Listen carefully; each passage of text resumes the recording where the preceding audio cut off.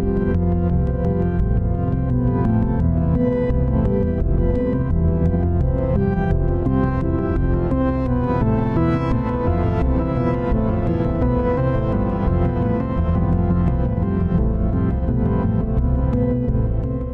lot of people have a hard time with meditation, though, and I found an answer for all of you who have a hard time with classic meditation, because I have a hard time with classic meditation.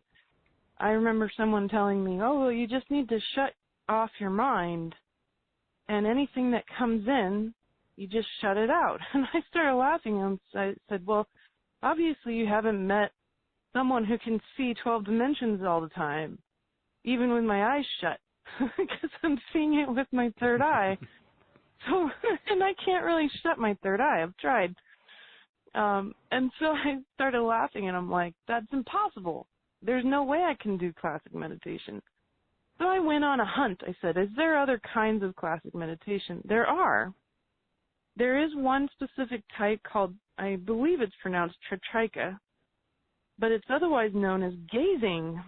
Gazing. And this is the answer I found for myself to get my brain to calm down without me having to deal with the challenges of having a blown open third eye all the time. What you need to do is find a healing mandala, or even better, find something from nature so you can tap into the golden ratio. But gazing's key to this, because they're just starting to really understand in brain science that gazing is a profound way to heal the brain.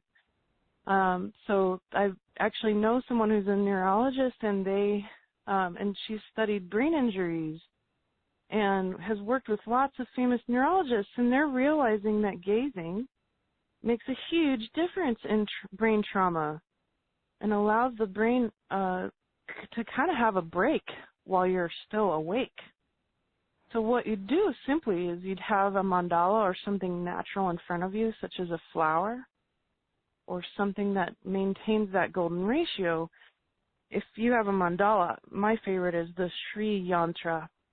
It's very beautiful, and it has incredible power to help you gaze properly. That's what it was used for originally.